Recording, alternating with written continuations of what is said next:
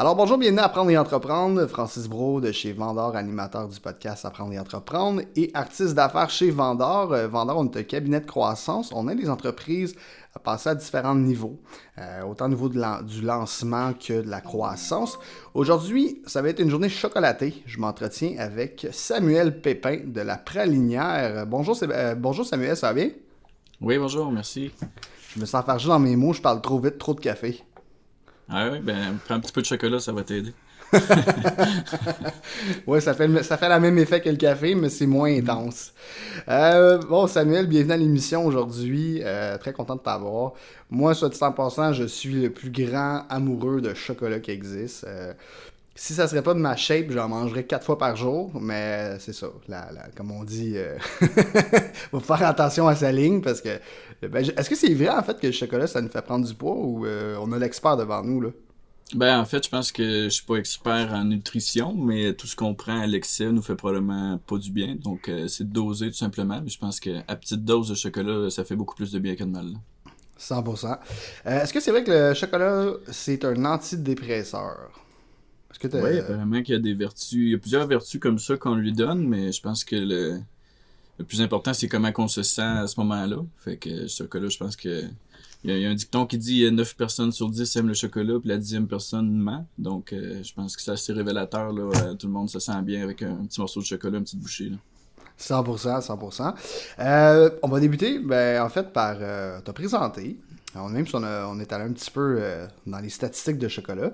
On va te présenter, on va dire qui t'es, comment tu as fondé l'entreprise, puis c'est quoi l'entreprise, c'est quoi vos innovations, c'est quoi votre façon de procéder.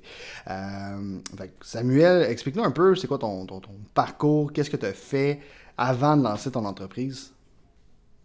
Ben, moi, je voulais absolument entreprendre. Depuis mon plus jeune âge, je suis chanceux. J'ai su très tôt dans la vie là, ce que je voulais faire. À l'âge de 8 ans, moi je dis toujours, c'est à 8 ans que j'ai parti ma première business. Là. Fait qu'à 8 ans, on ramassait des petits bleuets dans les champs autour de la maison chez ma grand-mère, puis on allait revendre ça au porte-à-porte en ville. Fait que ça m'a donné le goût d'entreprendre. Ça m'a fait de la peine au début. Là, ils voulaient pas m'acheter mes bleuets. Pourquoi? Puis, ça m'a appris à essuyer les critiques. Puis vraiment, ça m'a donné beaucoup de bonnes leçons aux jeunes. Puis ça m'a motivé à continuer à toujours vouloir entreprendre comme ça. Fait que c'est comme ça que de fil en aiguille, j'ai commencé une fraisière un petit peu plus tard, là, à 21, 22 ans à peu près. Là. J'ai commencé une fraisière qui s'appelait Benja Fraise. Moi, je suis de Saint-Benjamin, un beau petit village dans les aides-chemins, tout près en Beauce, là, à côté de la Beauce. Et puis, dans le fond, j'ai parti une fraisière parce que je pensais que je connaissais ça, les fraises, puis j'avais travaillé quelques années comme ramasseur de fraises.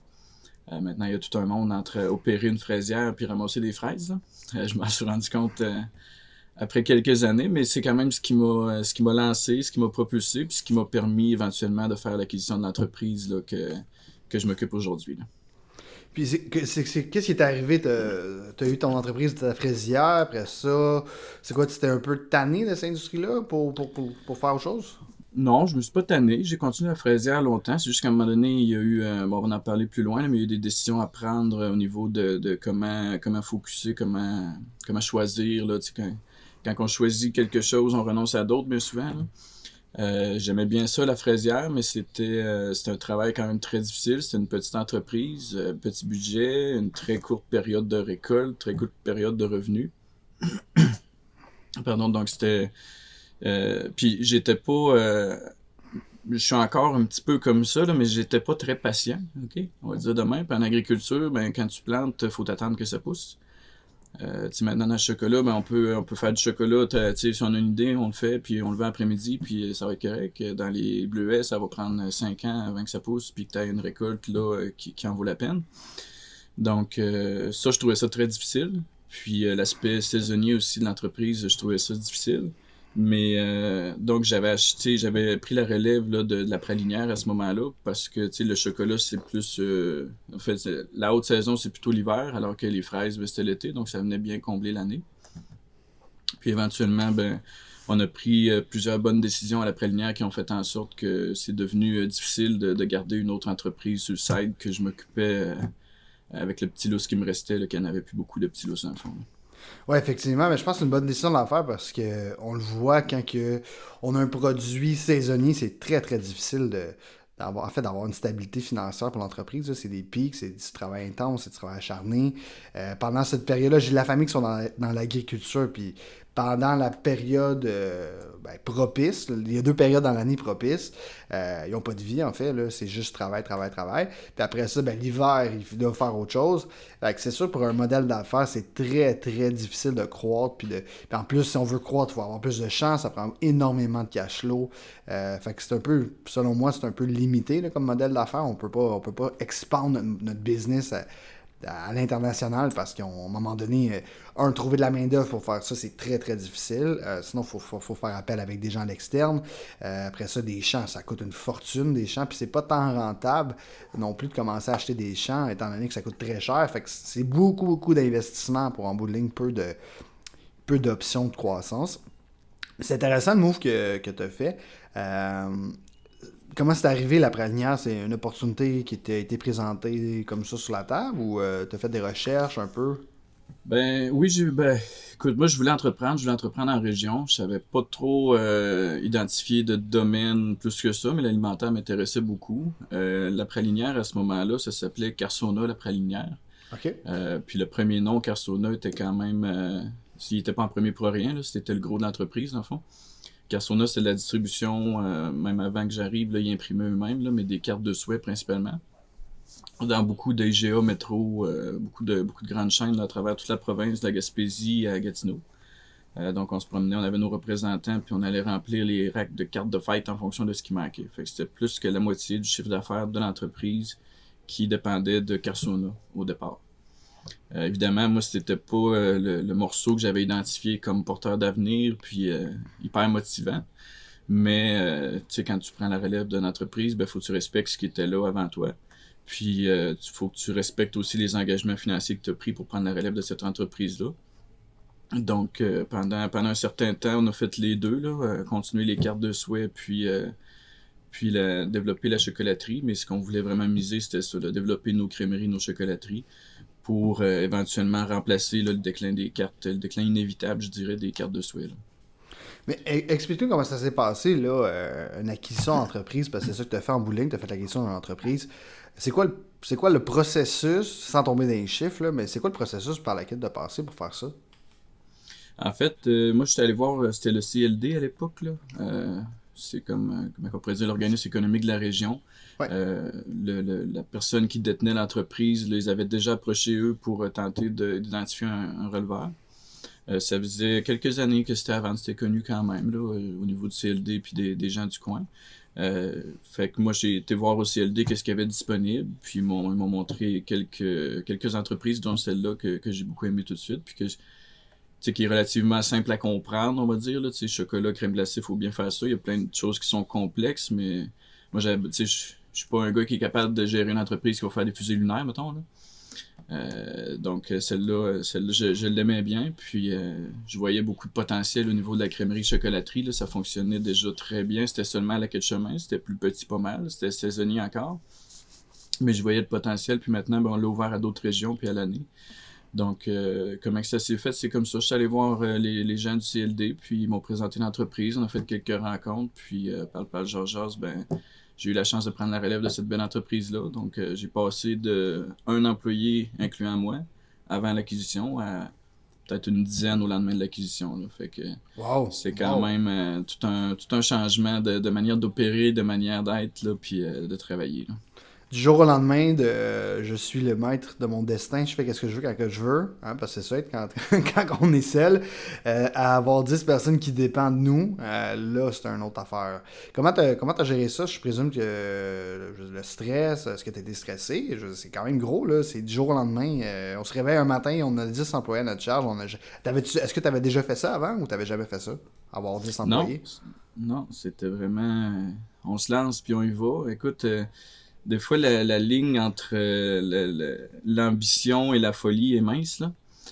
J'aime penser que j'étais du côté ambitieux de la chose. C'était un plus gros défi que je pensais avant de le faire. Mais écoute, j'ai appris rapidement. J'avais 26 ans aussi à ce moment-là. J'étais très jeune. Tu sais, la plupart des employés avaient beaucoup plus que mon âge, on va dire, là. Donc, arriver le petit nouveau qui veut révolutionner le monde, là, ben, souvent aussi, tu sais, révolutionner le monde, c'est pas la bonne manière d'amener ta gang vers où tu vas aller, là. Fait que ça a été prendre mon gaz égal pendant un bout, puis d'amener ça graduellement. Se donner le temps de faire un tour de roue pour bien comprendre l'entreprise, bien comprendre d'où viennent les sources de le bon puis le moins bon, là. Fait que c'est ce qu'on a fait. Puis graduellement, au fil du temps, ben ça s'est transformé pour devenir ce que c'est aujourd'hui, là. Ça me rappelle, j'ai un peu le même parcours sans avoir acheté une entreprise, de partir de seul, en fait, de travailler pour une entreprise, après ça être seul, puis après ça prendre le relais d'une entreprise comme directeur général, de passer de un peu seul ou à faire partie d'une équipe que c'était pas moi gestionnaire, à tomber du jour au lendemain en tant que gestionnaire. Moi, c'était 25 employés. Puis même truc que toi, je voulais changer le monde. Puis les gens étaient beaucoup. J'étais le plus jeune dans l'entreprise, en fait. Des jeunes de 50 ans, de la cinquantaine en moyenne. Moi, je voulais tout virer de bord, sans comprendre l'industrie, sans comprendre la réalité des choses. Ça a été un défi. Ça a été un bon défi pour moi parce que on est un peu de la même école de pensée. Je suis une personne je suis très ambitieux puis je veux faire avancer les choses. Fait que je te comprends là-dessus. C'est toujours comme que tu as dit, c'est de prendre notre gaz égal, de montrer qu'on veut amener le changement, mais le changement, ça fait peur aux gens. Fait à refaire toute cette expérience de vie-là, je le ferais d'une façon complètement différente, même si en cours de route, j'ai compris les choses, comment ça fonctionnait. Mais c'est là que l'expérience, ça n'a pas de prix, comme on dit. Hein. Ça, on n'apprend pas ça à l'école de commerce, comment gérer des employés du jour au lendemain. Puis c'est vraiment une question de psychologie, puis je pense que c'est de l'empathie qui fait pour beaucoup. Là, c'est de se mettre dans les souliers de la personne qui fait le travail, puis pas parce qu'on est le leader, on est le boss, que c'est nous qui décident en bout de ligne, là, oui, mais c'est pas nous qui décident la réalité des choses, parce que si on prend des décisions qui sont pas bonnes pour l'entreprise, les employés, ben malheureusement, le monde va partir. Fait que je te comprends vraiment là-dessus. Pour moi, ça a été un des plus gros défis de ma vie, là. Tu veux faire avancer le train, mais tu peux pas le faire avancer à la vitesse que tu veux. Ouais, exactement. Il y a un grand entrepreneur dans notre coin qui dit que 10 ans d'expérience, même avec Google et Facebook, ça prend 10 ans à avoir. Fait que je pense que c'est une leçon qui est très importante, puis que souvent, quand on l'oublie, on se le fait rappeler assez rapidement. Ah, c'est vrai, je l'avais jamais entendu. Ben, ils disent les 10 000 premières heures, fait que c'est pas mal 10 ans, là, ça ressemble à ça, mais oui, c'est vrai ça. Euh, L'expérience de le mettre en action, puis de voir la réaction. T'as fait l'école d'entrepreneurship en Beauce à travers ça. C'est quoi, à un moment donné, tu t'es dit, bon, là, je suis entrepreneur, j'ai de l'expérience de terrain. Qu'est-ce qui t'a apporté à dire je me remets en question, je vais me faire challenger, je vais ouvrir mon esprit à d'autres idées, ouvrir mon esprit à d'autres façons de faire. Ça prend de l'humilité, là, soit dit en passant, de faire ça, parce que des fois, soit de l'humilité ou soit qu'on on fait des grosses erreurs qui nous coûtent cher. Qu'est-ce qui t'a fait retourner un peu sur le banc d'école, même si c'est pas d'une école conventionnelle, là? Ouais, ben d'abord, à l'école, moi, j'ai pas voulu y aller quand j'étais jeune, alors il a fallu que j'y retourne. Mais je pense que c'est une des meilleures décisions que j'ai prises de m'inscrire à l'école. Moi, je suis du coin, là, je suis de la Beauce, donc l'école, je l'ai vu naître. J'ai été quelques fois aux portes ouvertes, puis tu sais, je compare ça un petit peu à, tu sais, quand on joue à la corde à danser, mettons, là, il y a deux personnes qui font tourner la corde, puis là, l'autre qui arrive dans le centre, là, ben, il faut que tu arrives juste au bon moment. Au moment où tu es prêt, ou si tu arrives trop vite, tu vas t'enfarger, puis si tu arrives trop tard, tu vas avoir la corde en arrière de la tête, là. Fait que moi, j'étais allé au moment où ce que j'étais prêt, puis où ce que, autant personnel que professionnel, j'étais capable de me dégager pour aller là, pour être vraiment à 100% là. Il manque un petit bout à mon histoire, là, mais quand on a décidé de développer dans le fond l'après-lumière, on a ouvert deux succursales en même temps, qui étaient la deuxième et la troisième. Fait que, tu sais, aujourd'hui, avec 5, ben, passer de 5 à 6 7, c'est moins pire que de 1 à 2 3 mettons. Euh, Puis suite à ça, ben, j'étais aussi allé dans la recherche de bons locaux, de bons spots, on pourrait dire, pour s'installer. J'étais allé cogner dans un resto-bar dans la région. Au départ, moi, ce que j'espérais, c'était de louer le côté bar pour installer une crèmerie, chocolaterie là. Puis finalement, ben, je me suis un petit peu emporté, puis j'ai acheté l'entreprise au complet. Donc restaurant familial, salle de réception, bar, il y avait même un petit logement avec ça. En tout cas, c'était une grosse affaire. C'était encore vingtaine d'employés, 20-25 employés de plus là, qui s'ajoutaient, là. J'avais encore la fraisière à ce moment-là, puis je distribuais encore les cartes de souhait à grandeur de la province, là. Fait que ça donne une idée un peu que mes semaines étaient très chaotiques, que mes journées étaient très pleines. Je commençais à 6 heures dans le champ, puis je finissais à 8 heures dans le champ, puis entre-temps, mais j'étais allé tourner de la pizza, puis j'étais allé faire de la crème glacée, puis j'étais allé préparer des commandes de chocolat, puis j'étais allé m'aller des cartes, puis tu sais. Donc c'est dans cet esprit-là que je suis rentré à l'école d'entrepreneurship, un peu à bout de souffle, je dirais.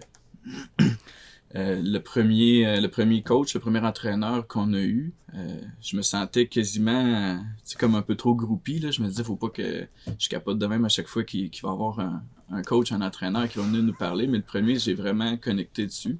D'ailleurs, c'est demeuré mon mentor depuis. On se voit encore régulièrement. Il nous a expliqué la différence entre une opportunité et une distraction. Mhm. Autant que ça peut paraître simple, là, autant que moi, c'est comme si le monde s'était ouvert devant moi, puis là, je m'étais dit, oh, peut-être que j'ai embarqué dans certaines distractions, puis que je devrais peut-être revenir à focusser un petit peu plus.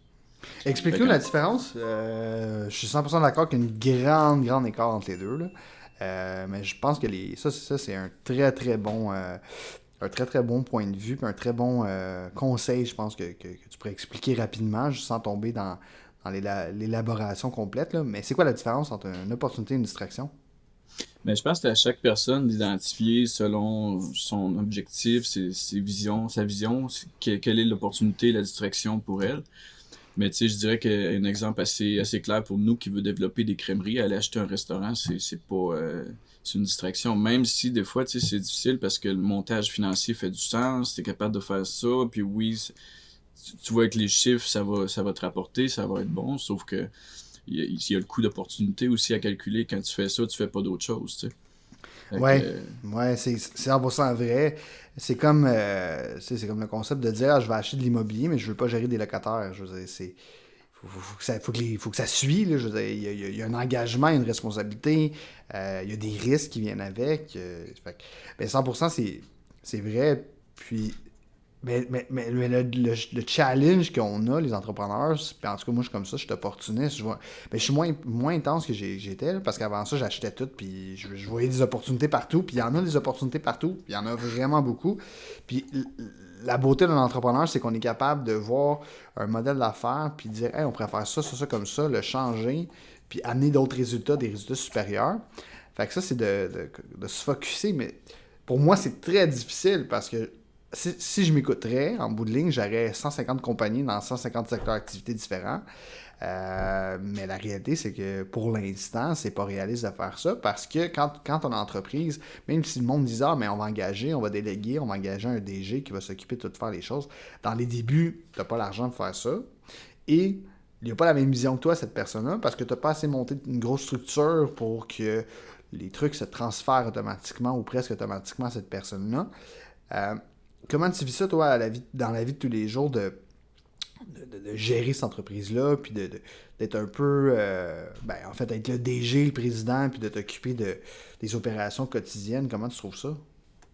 moi, je trouve ça super motivant, là. Comme tu dis, c'est euh, c'est facile de s'emballer puis de vouloir partir de différents projets, plein de beaux projets qui se partent de tout bord, de tous côtés. Tu sais, il y a d'autres entreprises, tu parlais de l'immobilier, mais c'est de faire le choix de mener un projet beaucoup plus loin, puis c'est ce qu'on fait ici à la Pralinière. Mais juste à la Pralinière, mettons qu'on dit que, OK, là, on est rendu focus à la Pralinière seulement. Dans cette entreprise-là, il y a tellement moyen de s'éparpiller encore, là. Je veux dire, demain, on peut décider qu'on focus sur la vente en ligne, ou qu'on rouvre des crèmeries, ou qu'on fait de la distribution. On peut faire des gâteaux, on peut faire de la crème glacée, on peut faire du chocolat, on peut faire des muffins, tu sais.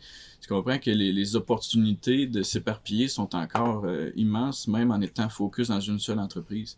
Donc, c'est toujours de choisir qu'est-ce qui est le plus porteur, le plus j'allais dire le plus facilement, mais oui, c'est presque ça. Tu sais, qu'est-ce qui va aller le mieux pour nous de mettre en marché, avec quoi qu'on peut se différencier. Donc, c'est vraiment le fun. Puis c'est tu sais, de sortir des idées pour faire une belle photo, mettre sur les réseaux sociaux, c'est assez facile, tu sais, dans mon domaine, là.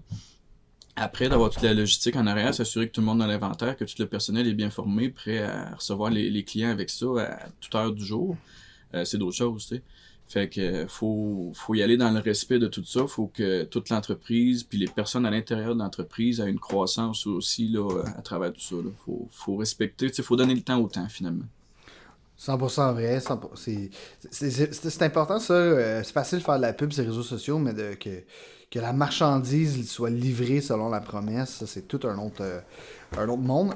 Je trouve ça intéressant. On va continuer dans le concept de focus parce que c'est vraiment important, ça, pour n'importe quelle entreprise. C'est tellement facile de faire des produits de différentes catégories, d'innover. Dans le chocolat, il y a tellement d'innovation. Là. Demain matin, vous pouvez faire 150 sortes de chocolat, il n'y a pas de problème avec ça. L'innovation, je pense pas que c'est vraiment ça. Ben, c'est un défi, mais je pense pas que c'est vraiment ça le réel défi. Euh, qu'est-ce que qu'est-ce que tu aurais à donner comme conseil à quelqu'un qui se lance dans une production, que soit que ça soit alimentaire, peu importe, en termes d'innovation puis de développement de produits? Ben, conseil, écoute, j'ai rencontré un vieil homme sage dernièrement. Puis, inquiète-toi pas, il n'y avait pas une longue barbe blanche, là, j'étais pas dans les vapes, là, c'était... Mais il me dit, le succès dans la vie, il dit, c'est comme le brossage de dents. Puis, au début, je me demandais un peu ce qui s'en allait avec ça, mais une fois que c'est expliqué, il dit, tu peux pas te brosser les dents pendant 24 heures en ligne pendant une semaine, puis dire que ça équivaut à 5 minutes par jour, puis plus te brosser les dents le reste de l'année. Ce qui fait que ton brossage de dents fonctionne, c'est la constance. Fait que, il dit, le succès dans l'entrepreneuriat ou dans la vie, c'est comme le brossage de dents, ça prend de la constance. Fait que c'est facile d'arriver craqué avec une nouveauté, puis dire, ah, on innove, aujourd'hui on change le monde, mais dans un mois, dans 6 mois, dans un an, comment tu le fais vivre, comment que ça se passe, comment que tu gères tes stocks au quotidien, qui entretient tes machines. C'est toute cette constance-là, constance de publication sur les réseaux sociaux, constance d'activité pour engager l'équipe, la constance à tous les niveaux. Moi, je pense que c'est ça qui est le plus important d'aller chercher.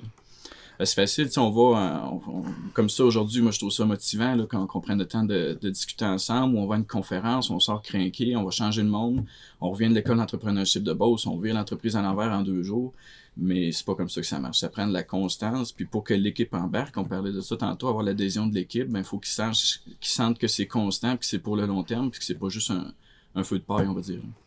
100%, je dis souvent, c'est comme courir ou faire du jogging. Je vais en faire pendant une semaine, 4 fois par jour.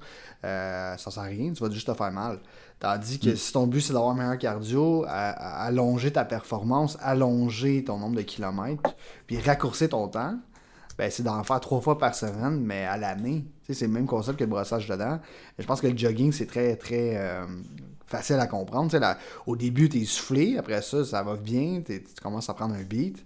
Fait que la constance, méga, méga important pour un entrepreneur. Ça, je suis 100% d'accord. Euh, de ton côté, dans la vie de tous les jours, à quoi ça ressemble une journée, exemple? Là tu es moins occupé un peu parce que tu n'as plus 3 compagnies à t'occuper. Mais le restaurant, est-ce que tu l'as encore ou tu as décidé de faire autre chose avec ça? Non, c'est quelqu'un d'autre qui l'exploite le restaurant actuellement. Fait que là, tu te concentres vraiment, tu te focuses ton temps, le temps de Samuel, c'est 100% sur la préliminaire, c'est ça? Exactement. Bon, ça, c'est une bonne décision. Comment tu as fait pour recruter la bonne personne qui exploite le restaurant? En fait, c'est quelqu'un qui avait déjà. En fait, il travaillait au départ comme représentant ici à la Pralière, là, dans le temps qu'on avait encore les cartes de SWIP, qu'on faisait beaucoup de distribution nous-mêmes. Puis graduellement, ben, il s'est intéressé à la gestion du restaurant. Puis après ça, ben, il a pris des parts tranquillement. Puis après ça, ben, il a repris la chose au complet. Donc, ça s'est fait graduellement, puis de la bonne façon, je pense. Là. Ben, je pense que d'aller dans son réseau de gens, c'est facile de recruter des gens avec des CV, mais d'y aller avec des gens qu'on connaît, avec qui on fait confiance, puis de voir le travail que ces gens-là ont fait, je pense que c'est la meilleure façon de transitionner en entreprise parce que c'est quand même, veux pas, un peu ton bébé, là, ce projet-là, ça a été ton bébé, veux pas. Fait que c'est comme faire garder ton enfant, tu fais pas confiance à n'importe qui.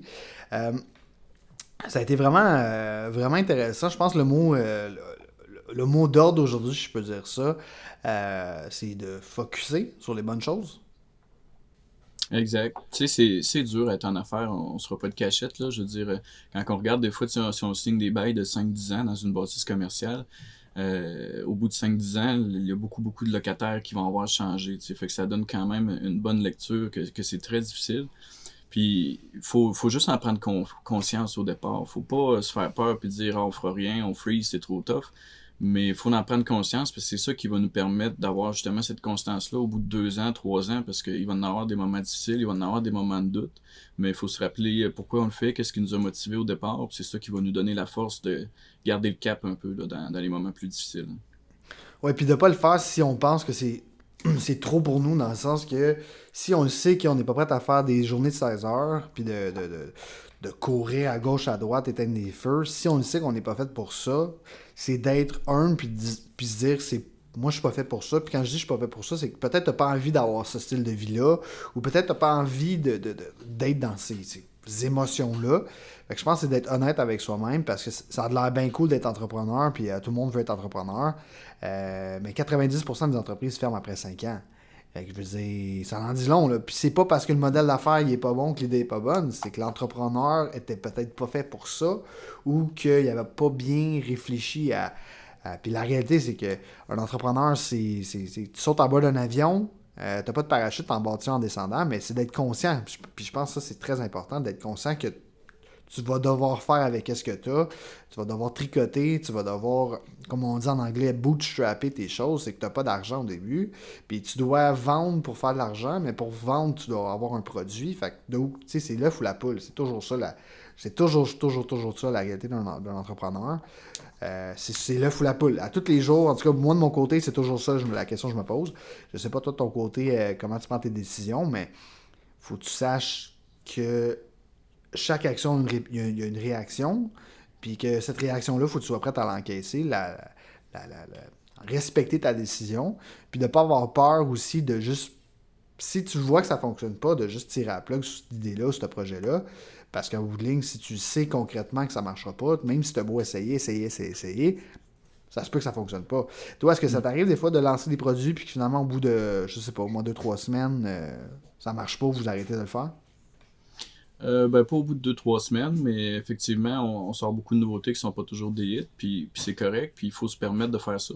C'est ce qui nous permet à un moment donné de faire des hits finalement, tu sais, parce que si on arrête d'essayer parce qu'on a peur que ça marchera pas. Fait que, tu sais, puis comme tu disais, faut être prêt à y mettre les efforts.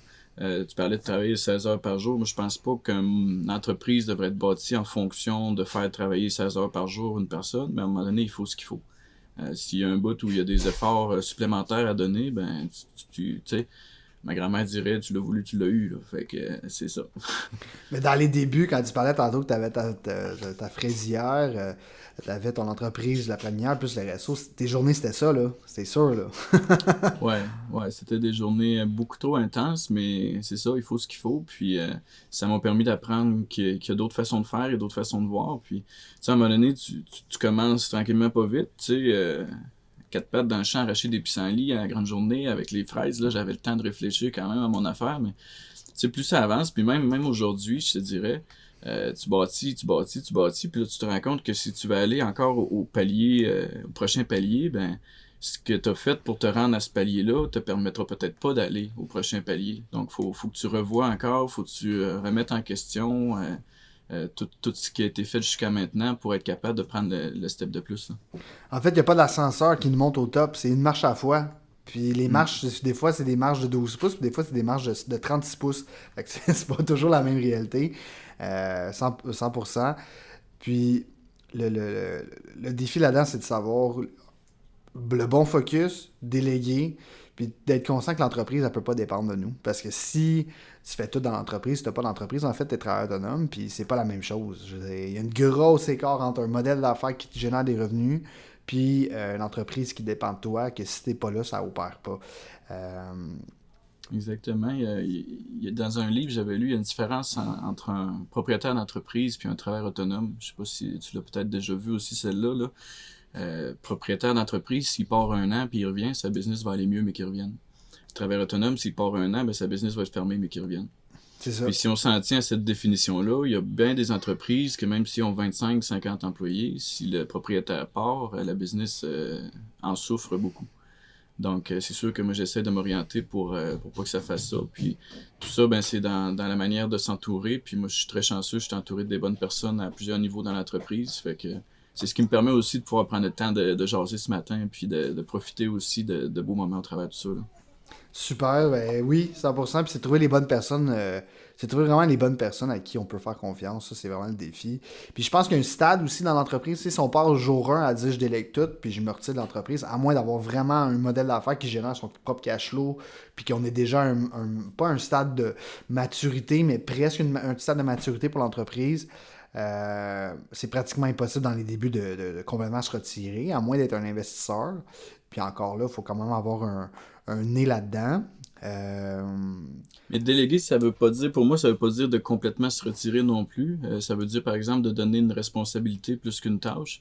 Puis ça veut dire après ça de vérifier si, de contrôler avec certains barèmes, certains indicateurs comment que ça s'est passé, puis de continuer à améliorer ça avec la personne. Fait que l'objectif pour moi, c'est pas d'être assis chez nous sur le patio toute la journée puis de dire je fais rien, mon entreprise vit, puis c'est le fun. Je pense pas que ça serait responsable non plus de faire ça.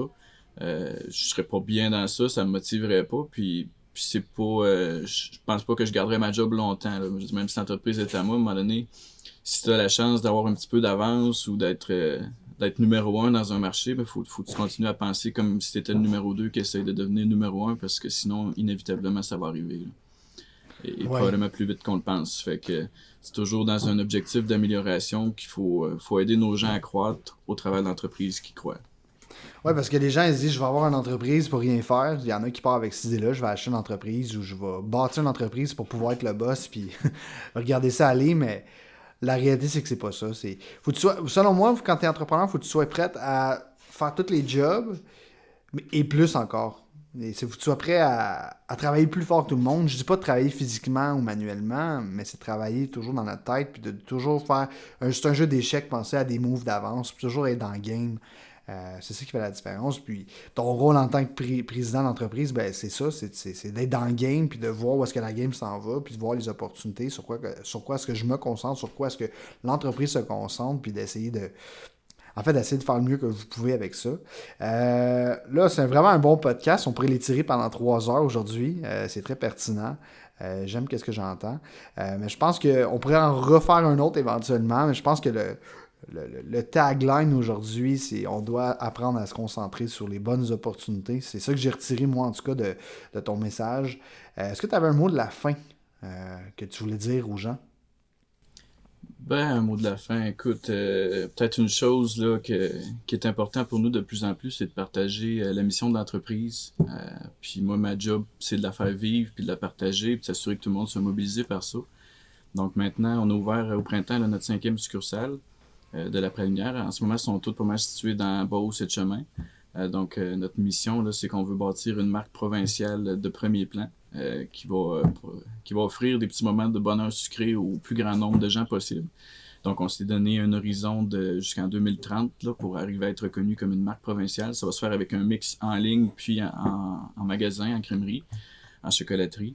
Donc, je dirais que c'est ça là, qui est important, de se rallier tout à une mission qui est motivante. Nous autres, on va être très fiers de nous si on arrive à accomplir cette mission-là. Puis une fois que tout le monde est aligné dans la même direction, ben après ça, généralement, il y a des bonnes choses qui se passent, hein. Félicitations, Samuel. C'est beau de voir ça, de partir d'une seule succursale, excusez-moi, à 5, puis à avoir cette mission-là. Moi, en tout cas, je suis en arrière de vous. Si vous avez besoin de quoi que ce soit, je suis là. Puis j'endosse votre projet. Je trouve ça trippant. Puis c'est beau à voir. Puis j'ai hâte d'aller vous voir. En fait, là, j'ai pas eu de la chance encore de venir visiter, mais cet été, je vais sûrement être dans le coin. Fait que je t'enverrai un petit texto. Puis c'est quoi votre site web? www.pralinière.com. En attendant qu'on ait une crèmerie dans votre coin, vous pouvez soit venir nous visiter, on a des belles régions à visiter, mais sinon, vous allez retrouver la plupart de nos produits en ligne. Ben, c'est excellent. Donc, allez visiter ça. Au plaisir, Samuel, de t'avoir rencontré aujourd'hui. Puis, continuez d'apprendre et entreprendre. Samuel, il entreprend, il apprend de son côté aussi. Il s'entoure de gens qui ont de l'expérience. Il va chercher l'information, il retourne à l'école. Et je pense que l'entrepreneur, c'est une personne qui doit toujours apprendre. Donc, merci d'avoir été à l'émission aujourd'hui. Merci, Samuel. Bon succès tout le monde. Puis, allez déguster les super produits de Samuel. Merci beaucoup. Bye Merci bye, à la pour prochaine. l'émission.